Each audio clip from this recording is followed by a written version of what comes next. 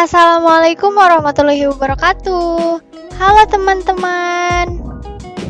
Nah, di video kali ini kami akan menjelaskan tentang apa itu PKBM. Ada yang sudah tahu belum? Apa itu PKBM? Belum tahu? Berarti video ini akan sangat bermanfaat sekali untuk kalian. Mari kita simak video berikut ini. Yang pertama akan dijelaskan oleh Kak Lucy, yaitu pengertian tentang PKBM. Pusat Kegiatan Belajar Masyarakat atau yang lebih dikenal dengan PKBM ialah lembaga yang dibentuk oleh masyarakat untuk masyarakat yang bergerak dalam bidang pendidikan non-formal. PKBM ini masih berada di bawah pengawasan dan bimbingan dari Dinas Pendidikan Nasional. Nah, sejarah terbentuknya PKBM ialah sejak Deklarasi Dunia tentang Pendidikan untuk Semua atau Education for All di Jatim, Thailand pada tahun 1990 oleh 155 negara. Gagasan Community Learning Center atau CLC mulai dikembangkan di berbagai negara. Nah, CLC ini digagas sebagai bentuk keikutsertaan atau partisipasi masyarakat dalam menyediakan pendidikan bagi semua kalangan, khususnya masyarakat yang tidak dapat terjangkau pendidikan formal. Nah, Jepang telah mengenal semacam CLC yang disebut Kominkan sejak tahun 1948 sebagai bagian dari bentuk kebangkitan kembali masyarakatnya. Diprakarsai oleh Departemen Pendidikan dan Kebudayaan dengan terlebih dahulu melalui berbagai upaya dan penelitian untuk mencari model yang tepat di Indonesia. Sosialisasi CLC dimulai pada tahun 1997. Nah, selanjutnya Indonesia menyebutnya sebagai Pusat Kegiatan Belajar Masyarakat. Nah, pada awal tahun 1998, di tengah-tengah situasi krisis negara yang sangat parah, sebagian kelompok masyarakat di Indonesia menyambut gagasan tersebut sebagai bentuk keterpanggilan untuk melakukan sesuatu bagi pembangunan masyarakat yang sedang dalam krisis. Masing-masing mulai menyelenggarakan PKBM di komunitasnya sebagai suatu inisiatif masyarakat secara murni. Dalam hal ini, peran pemerintah hanya bersifat sebagai motivator awal. Pendirian PKBM perintis ini sebagian besar melalui beberapa lembaga masyarakat yang sudah ada sebelumnya, namun telah melakukan berbagai kegiatan dan program yang sesuai dengan konsep CLC atau PKBM. Keinginan mencapai berbagai tujuan mulianya dengan lebih cepat dan efektif, dibentuklah wadah pemersatu gerakan PKBM, yaitu Forum Komunikasi PKBM Indonesia pada tahun 2002. Pada tahun 2003, setelah melalui perjuangan dari berbagai tokoh perintis, pelaku, dan pembina, PKBM masuk ke dalam Undang-Undang Nomor 20 Tahun 2003 tentang Sistem Pendidikan Nasional, yaitu diakuinya PKBM sebagai satuan pendidikan non-formal. Atas amanat dari undang-undang, keterlibatan pemerintah secara intensif dalam pembinaan PKBM dilaksanakan oleh berbagai instansi, baik di pusat maupun di daerah, mulai dari tingkat Direktorat Jenderal seperti Direktorat Jenderal PNFI, Direktorat Pembinaan Pendidikan Masyarakat, dan direktorat lainnya, P2 PNFI, BPKB, SKB, hingga Dinas Pendidikan di provinsi, kabupaten, kota, sampai unit pelaksana teknis di kecamatan sesuai dengan tugas dan fungsinya masing-masing. Karena PKBM sebagai satuan pendidikan non-formal, maka Departemen Pendidikan yang mengemban tugas sebagai pembina utama. Berbagai bentuk pembinaan telah dilakukan oleh pemerintah, baik berupa bantuan pendanaan melalui bantuan teknis serta lainnya. Sebagai contoh adalah Block Grant yang disediakan untuk penyelenggaraan program dan peningkatan mutu lembaga. Sebagai lembaga milik masyarakat, PKBM dapat menjalin kemitraan atau kerjasama, mendapatkan pembinaan dari semua lembaga, baik pemerintah maupun swasta. Sejauh ini, hal tersebut sesuai peraturan yang berlaku dan bertujuan untuk memajukan masyarakat. Di Indonesia, PKBM cukup berkembang dengan pesat karena kombinasi dari partisipasi dan inisiatif masyarakat serta dukungan dan sosialisasi oleh pemerintah. Selain perkembangan PKBM itu sendiri, juga berkembang berbagai bentuk lembaga yang tergabung atau menyatu, ataupun terpisah dari PKBM, namun secara prinsip menyerupai dan menjiwai PKBM atau CLC, seperti yang dikenal dengan nama Balai Belajar Bersama, Rumah Pintar, Rumah Singgah, dan lembaga-lembaga komunitas atau masyarakat lainnya. Dalam upaya meningkatkan dan menjamin mutu pendidikan, khususnya pendidikan non-formal, sejak tahun 2010 mulai dilaksanakan akreditasi bagi lembaga PKBM, di mana akreditasi program-program pendidikan non-formal telah dilaksanakan terlebih dahulu. Adapun yang melaksanakan akreditasi adalah Badan Akreditasi Nasional Pendidikan Non-Formal. Nah, lalu yang selanjutnya ialah pendidikan kesetaraan. Yang dimaksud dengan pendidikan kesetaraan ialah merupakan bagian dari pendidikan non-formal yang memberikan layanan pendidikan program paket A setara SD, program paket B setara SMP, dan program paket C setara SMA. Dengan memberikan penekanan pada peningkatan kemampuan ilmu pengetahuan, keterampilan, pengembangan sikap kepribadian kepada peserta didik. Lalu yang selanjutnya ialah sejarah berdirinya Sekolah Kesetaraan di Indonesia. Nah, dalam sejarah pendidikan kesetaraan telah mengalami 3 fase perkembangan sesuai dengan prioritas yang hendak dicapai. Pertama, periode pertama pada tahun 1945 hingga tahun 1990. Program yang dijalankan adalah program pemberantasan buta huruf, keaksaraan fungsional, model pertama pemberantasan buta huruf dengan program paket A.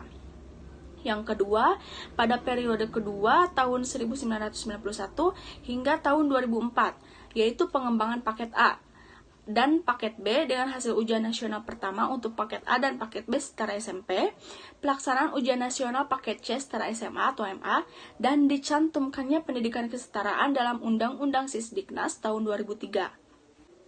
Hasilnya, pendidikan kesetaraan paket A dan paket B menyukseskan wajar pendidikan 9 tahun, dan peserta ujian nasional paket C meningkat sampai 50%, serta pelatihan tutor dan master training. Dan pada periode ini juga ada pengesahan kurikulum berbasis kompetensi atau KBK, dan perluasan akses lintas departemen. Hasilnya pengintegrasian kurikulum kecakapan hidup, pengembangan paket B, plus voucher untuk pemuda penganggur dan perjanjian kesepakatan dengan Departemen Pertanian, Departemen Agama, Departemen Kelautan, Departemen Kehakiman, dan HAM. Pada periode ketiga atau pada periode terakhir, antara tahun 2005 hingga tahun 2008, diarahkan pada pendidikan kesetaraan dengan menyelenggarakan proses pembelajaran yang berorientasi pada pencapaian standar kompetensi lulusan atau SKL dengan 3 pendekatan, yaitu materi ajar yang bermuatan literasi dan life skill, pengorganisasian materi secara tematik, proses pembelajaran yang bersifat induktif, dan penilaian kompetensi. Nah, itu dia tentang pengertian PKBM. Selanjutnya, pengertian paket kesetaraan A, B, dan C akan disampaikan oleh Karifa. Pendidikan kesetaraan merupakan pendidikan non-formal yang mencakup program paket A setara SD atau MI, paket B setara SMP atau MTS, dan paket C setara dengan SMA atau MA, dengan penekanan pada penguasaan pengetahuan, keterampilan fungsional, serta pengembangan sikap dan kepribadian profesional peserta didik. Hasil pendidikan non-formal dapat dihargai setara dengan hasil program pendidikan formal setelah melalui proses penilaian penyetaraan oleh lembaga yang ditunjuk oleh pemerintah atau pemerintah daerah dengan mengacu pada Standar Nasional Pendidikan Undang-Undang Nomor 20 Tahun 2003 Sisdiknas Pasal 26 Ayat 6. Setiap peserta didik yang lulus ujian kesetaraan paket A, paket B, atau paket C mempunyai hak eligibilitas yang sama dan setara dengan pemegang ijazah SD atau MI, SMP atau MTS, dan SMA atau MA untuk mendaftar pada satuan pendidikan yang lebih tinggi. Program paket A adalah program pendidikan dasar pada jalur pendidikan non-formal setara SD atau MI bagi siapapun yang terkendala ke pendidikan formal atau berminat dan memilih pendidikan kesetaraan untuk ketuntasan pendidikan. Pemegang ijazah program paket A memiliki hak yang sama dengan pemegang ijazah SD atau MI.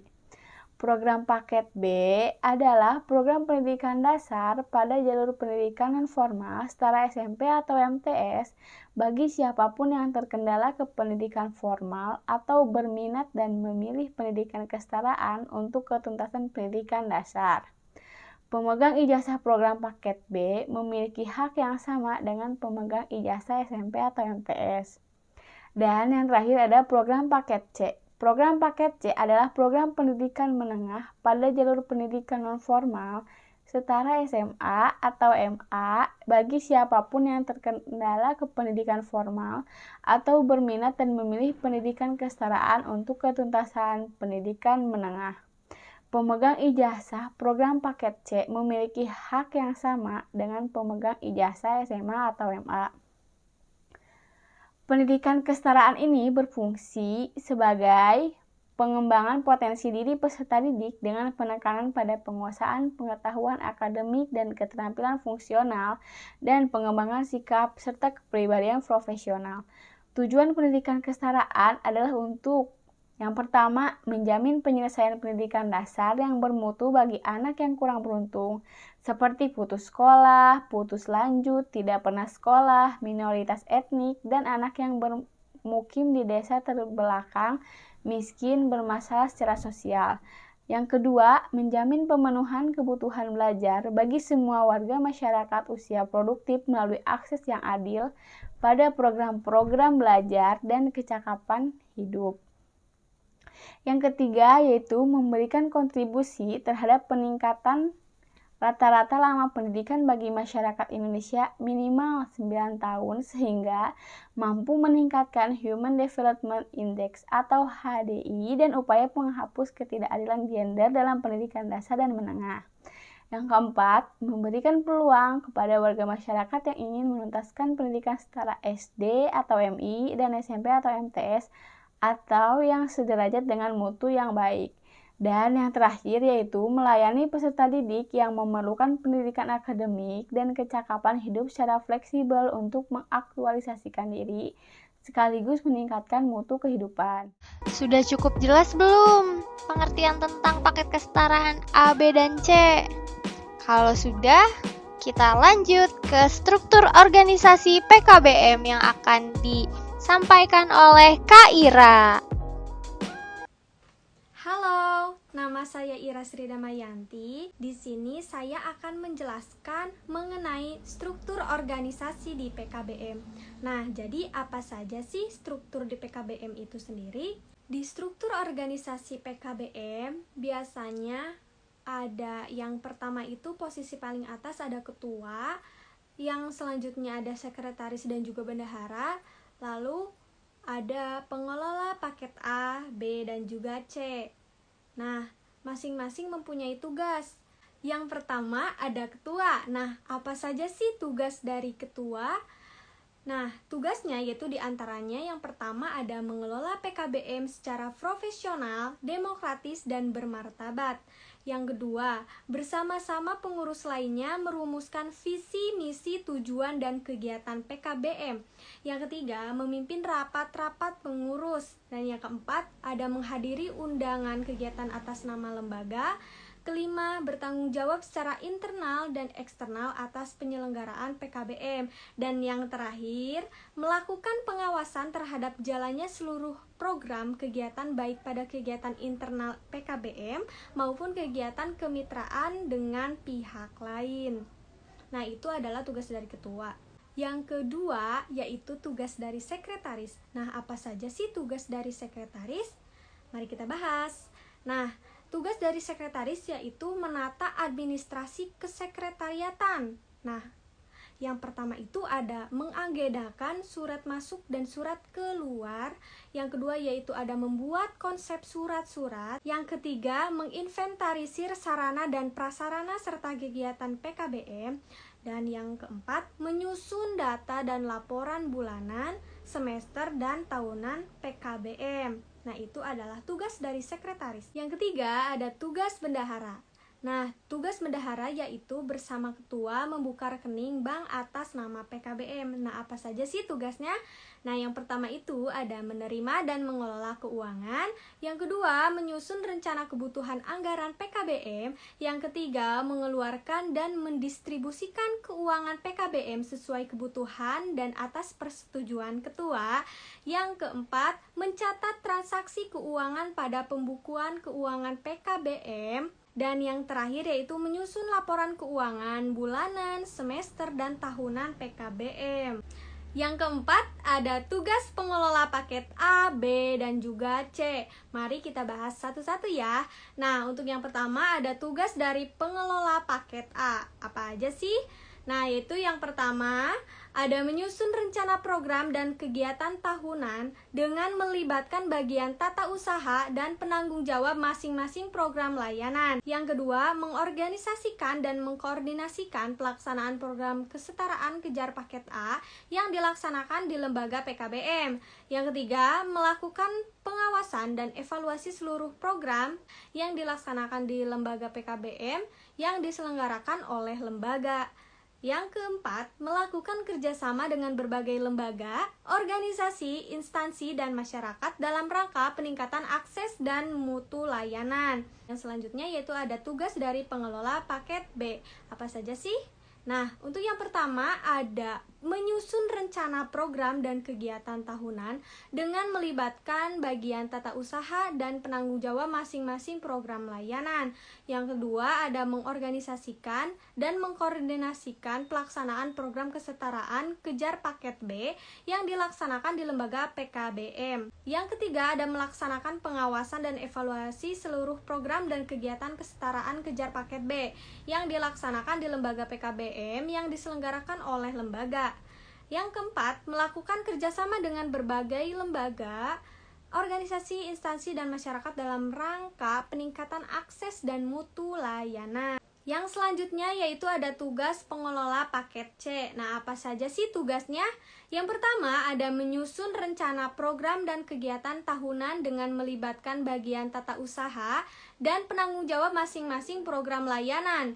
Yang kedua, mengorganisasikan dan mengkoordinasikan pelaksanaan program kesetaraan kejar paket C yang dilaksanakan di lembaga PKBM.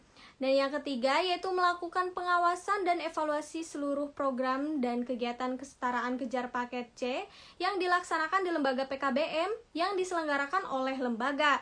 Dan yang terakhir ada melakukan kerjasama dengan berbagai lembaga, organisasi, instansi, dan masyarakat dalam rangka peningkatan akses dan mutu layanan.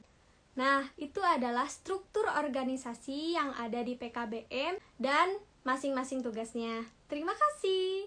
Nah, itu dia seputar struktur organisasi PKBM. Lalu selanjutnya akan disampaikan oleh Kak Lutfiani yaitu cara mengajar di PKBM paket kesetaraan.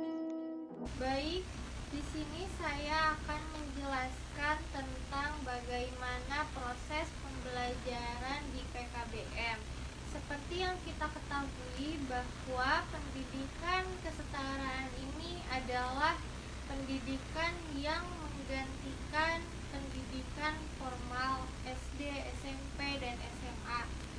Digantikan menjadi paket A, B, dan C yang mana peserta didiknya itu sudah dipastikan terdiri dari banyak kalangan, muda, dewasa, bahkan yang sudah tua. Dan itu berarti dalam proses pembelajarannya pun akan berbeda dari formal.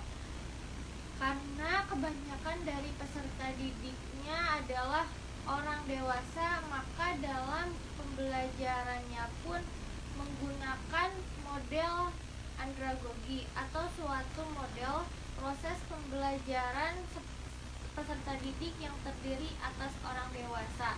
Andragogi disebut juga sebagai teknologi pelibatan orang dewasa.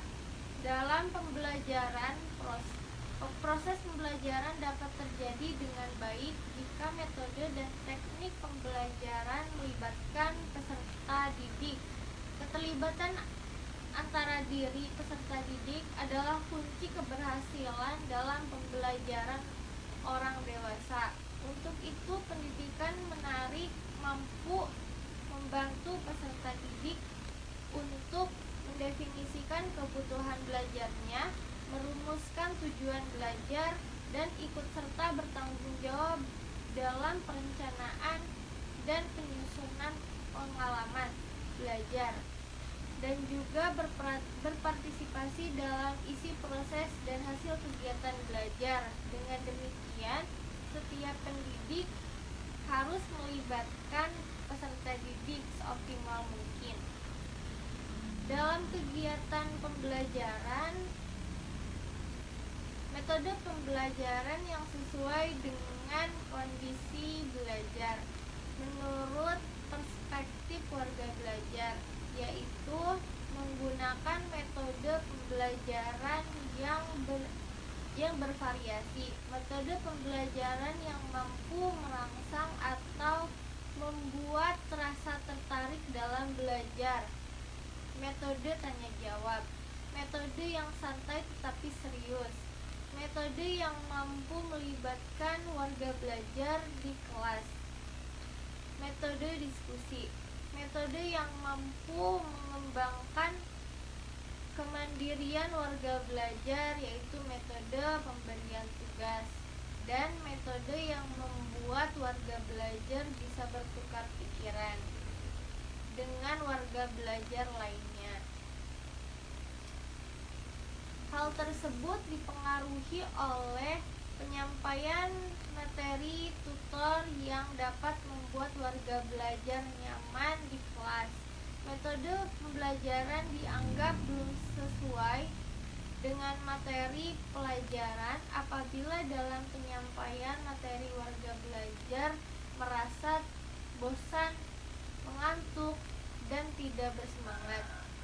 Proses yang perlu dicapai oleh pendidik sebagai mana dikemukakan oleh Knowles adalah sebagai berikut: menciptakan suasana yang kondusif untuk belajar melalui kerjasama dalam merencanakan program pembelajaran, lalu menemukan kebutuhan belajar, lalu merumuskan tujuan dan materi yang cocok untuk memenuhi kebutuhan belajar, lalu yang selanjutnya merancang pola belajar dalam pengalaman belajar untuk peserta didik, melaksanakan kegiatan belajar, teknik dan sarana belajar yang tepat, dan menilai kegiatan belajar serta menemukan kebutuhan belajar untuk kegiatan pembelajaran selanjutnya. Inti teori andragogi adalah teknik keterlibatan diri atau ego peserta didik, artinya kunci keberhasilan proses pembelajaran peserta didik terletak pada keterlibatan diri mereka dalam proses pembelajaran. Sujana. Seperti itulah cara mengajar di paket kesetaraan. Lalu yang terakhir ada output dan outcome PKBM paket kesetaraan yang akan disampaikan oleh Kak Yuli. Halo, perkenalkan nama saya Yuli. Di sini saya akan menjelaskan mengenai output dan outcome pada pendidikan kesetaraan di PKBM. Nah, apa sih output ini? Output ini yaitu hasil jangka pendek yang didapatkan warga belajar, seperti ilmu, skill atau kemampuan, serta ide-ide pemikiran yang dapat mengembangkan warga belajar menjadi masyarakat yang berkualitas. Nah, selanjutnya apa sih outcome? Outcome di sini yaitu hasil atau luaran jangka panjang yang didapatkan oleh warga belajar, seperti kesempatan kerja yang luas serta penghasilan yang layak. Contohnya, ijazah pendidikan kesetaraan yang dapat memberikan kesempatan kerja yang lebih luas kepada warga belajar, seperti perusahaan atau pabrik yang memberikan penghasilan yang layak. Seperti itu. Terima kasih. Nah, itu tadi video tentang seputar PKBM. Semoga video ini bermanfaat ya untuk kalian dan juga bisa menambah wawasan kalian. See you next time. Terima kasih. Wassalamualaikum warahmatullahi wabarakatuh.